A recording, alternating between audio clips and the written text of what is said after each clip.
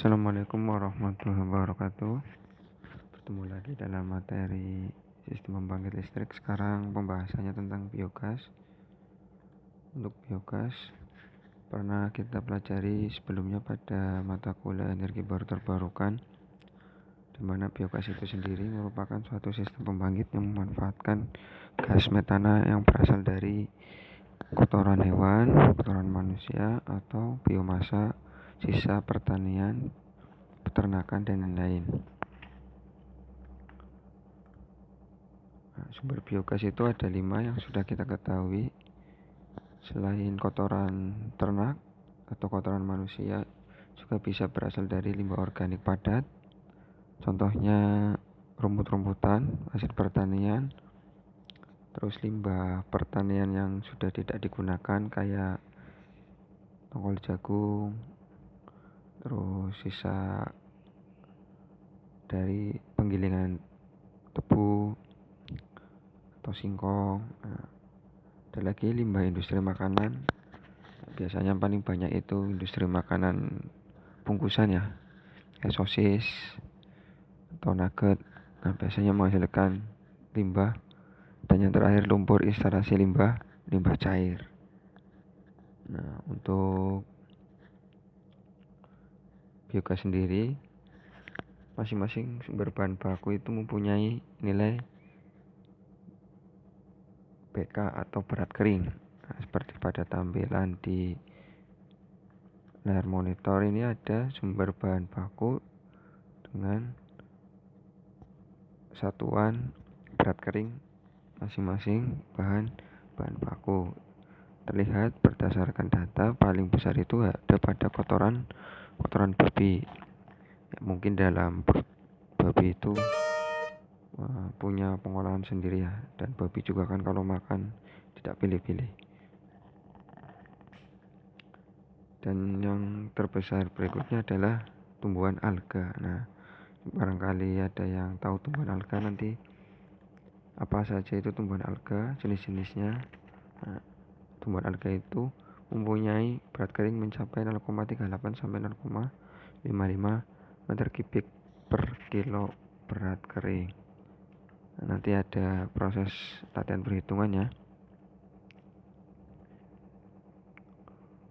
Untuk perbandingan biogas itu sendiri, satuannya meter kubik, itu bisa setara dengan gas LPG 0,46 kg, minyak tanah 0,62 liter, minyak solar 0,52 liter, bensin 0,80 liter, gas kota sebesar 1,50 meter kubik atau kayu bakar seberat 3,50 kg.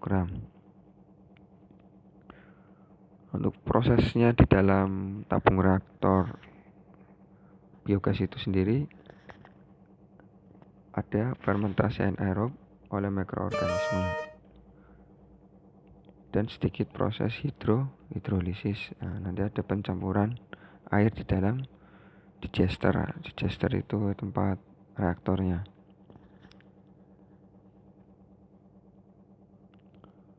Kita langsung aja ke proses perhitungannya, cara membuat perhitungan dari biogas. Ini ada contoh kasus. Jadi tujuannya untuk perhitungan itu apa? Agar bisa mengetahui luaran berupa daya pembangkit atau potensi daya pembangkit yang dihasilkan dari biogas. Ini contoh saja. Contoh, kita akan menggunakan bahan baku dari kotoran manusia. Nanti untuk tugasnya kalian menghitung dari potensi yang ada di daerah kalian. Seumpama sekitar kalian itu ada kambing berapa ekor, 100 atau berapa ratus ekor. Nanti tahunya dari mana, Pak? Kalian lihat di data BPS masing-masing daerah kalian, ketik aja di Google, ketik nama kecamatannya, terutama kecamatan daerah kalian. Contoh Kecamatan Cilacap Utara dalam angka tahun 2019 BPS, atau Cilacap Utara dalam angka tahun 2020 dalam BPS untuk tahun update, data yang update ya. Nanti di situ dilihat potensi masing-masing daerah kalian per kecamatannya ada berapa ratus ekor hewan yang ada dalam satu kecamatan itu. Nah, kalian cari yang potensinya paling banyak.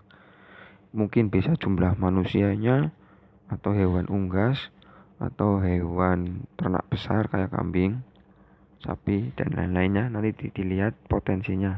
Nah, kita mulai menghitung ya. Ini tugas kalian seperti itu ya, paham ya? Pertama, contoh di perumahan penduduk. Das itu apa? Daerah aliran sungai. Nah, ini ada masing-masing RT ya. Ini contoh kasus saja. Diketahui seandainya jumlah kakak dalam 5 RT itu ada 310 kakak. Nah, dari 310 kakak itu biasanya satu kakak terdiri 4 orang. Jadi inputan total manusianya dulu, total bahan bakunya dulu dalam 5 RT itu 310 dikali 4 sama dengan 1240 orang. Habis itu cari referensi tentang jumlah kotoran manusia tiap harinya. Nah, bisa di jurnal nasional maupun internasional. Ketik aja jumlah kotoran manusia itu berapa. Nah, didapatkan data 0,25 sampai 0,4 kg per orang per hari. Lumayan ya. Jadi dalam satu hari itu satu orang itu minimal mengeluarkan kotoran itu sejumlah 0,25 kg minimal. Maksimumnya 0,4 kg per orang per hari. Nah, di antara rentan ini tuh masih dikatakan normal karena berdasarkan penelitian. Ini sumbernya ada ya dari Litbang Pertanian, Departemen Pertanian. Jadi kalau ada yang di bawah 0,25 ya mungkin memang lagi nggak pengen buang air besar ya per hari itu ya. Atau di atas 0,4, oh berarti dia kapasitasnya besar ini tabungnya ini. Nah, nanti dihitung ini dari 0,25 sampai 0,4 rentan ini dikalikan 1240 orang. Jadi dalam satu hari itu jumlah kotorannya dalam wilayah RT bisa mencapai 310 sampai 496 kg per hari. Nah, kenapa kita contohkan RT ya? Karena manusia itu kan sifatnya komunal. Nah, biogas tersendiri itu bisa terjadi apabila bahan baku populasinya itu bersifat komunal atau mengumpul jadi satu dalam suatu wadah. Nah, bukan pisah-pisah. Jadi kalau kamu mau bikin sistem biogas di RT ya bikin suatu reaktor atau septic tank besar yang tertampung dalam satu RT. Nanti masing-masing kepala keluarga itu terhubung ke satu reaktor itu sendiri, yang main pipanya saja. Sudah ada aplikasinya Pak, di Indonesia sudah banyak, cuman untuk biogas mungkin sedikit karena masih aplikasinya ditampung saja. Nah, lanjut perhitungannya.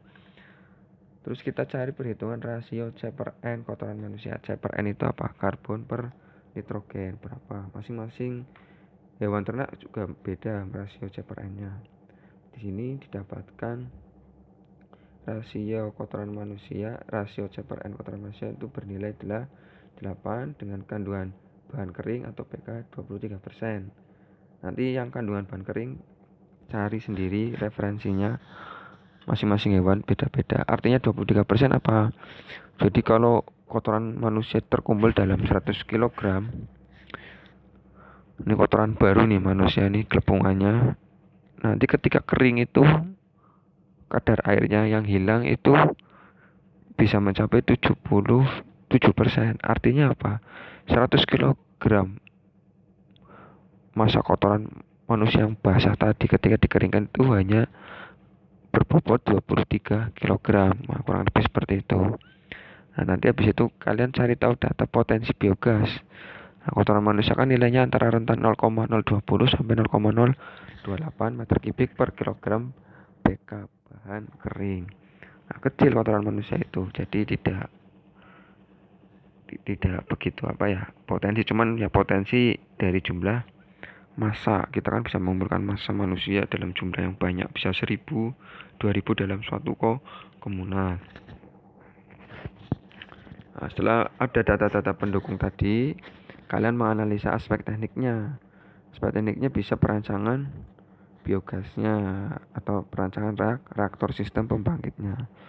Nah, seperti yang sudah kita ketahui bahwa masing-masing Jenis reaktor itu kan beda-beda.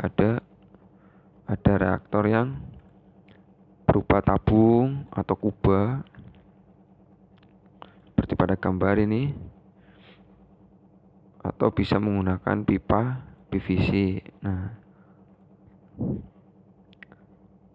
kalau yang paling mudah kita menggunakan seperti septic tank itu sendiri, yang sudah kalian pernah lihat ya septic tank itu kayak apa ya. Nah, nanti didesain ada inletnya dan outlet. Jadi nanti kotorannya itu bisa masuk, kalau udah selesai digunakan ya keluar sendiri. Sisanya untuk apa? Sisa hasil biogas bisa digunakan untuk pupuk. Nah, kita lanjut ya perhitungan tadi ya. Didapatkan angka tadi berapa? 1240 orang. Terus kotorannya total 310 sampai 496 kg per hari. Rasio C per N kotoran manusia 8, berat keringnya 23%, dan potensi biogasnya mencapai 0,020 sampai 0,28 meter kubik per kilogram bahan kering. Lanjut ke perhitungan. Nah, dari beberapa data tadi dihitung perkalian 310 kg per hari. Nah, kita dipilih nilai terendah. Ya, terendahnya kan 310 kg per hari. Apesnya dikalikan 23% bahan kering, didapatkan berapa? 310 dikali 23%, 71,3 kg bahan kering. Nah, dari situ kita kalikan lagi dengan potensinya. Tadi angka terendahnya berapa? 0,020 sampai 0,28. Nah, kita ambil nilai yang terbesar karena untuk mencari potensi itu yang terbaik. Jadi kalau perhitungan jumlah masanya itu yang paling sedikit, untuk mencari potensi itu yang paling banyak. Tadi nilai tertingginya 0,028 meter kubik per kilogram. Nah, itu dikalikan 71,3 kg. Nah, dicoret satuannya, ketemunya berapa? 1,99640 meter kubik per hari. Nah, ini kurang lebihnya geser-geser 2 meter kubik per hari. Dari nilai tersebut 2 meter kubik per hari itu untuk apa konversinya? Nah, untuk penerangan bisa mencapai 6 jam, untuk beban daya 60 sampai 100 watt. Kalau untuk masak ya biogasnya bisa untuk 3 jenis makanan untuk 5 sampai 6 orang. Nah, kalau untuk menjalankan motor tenaga generator itu bisa menjalankan motor sebanyak 1 horsepower selama 20 jam, atau bisa menghasilkan listrik sebesar 4,7 kilowatt hour energi listrik itu dari 1 meter kubik biogas per hari. Nah, ada faktor-faktor yang untuk biogas. Faktor biogas itu ada 14 kalau nggak salah. Nah, kita rangkum jadi 9. Di sini faktor yang mempengaruhi produksi biogas. Pertama ada bahan organik atau substrat, jadi ada campuran bahan organik itu sendiri. Bisa full satu jenis atau variasi berbagai jenis kotoran. Itu tergantung nanti apa? Mikroorganismenya.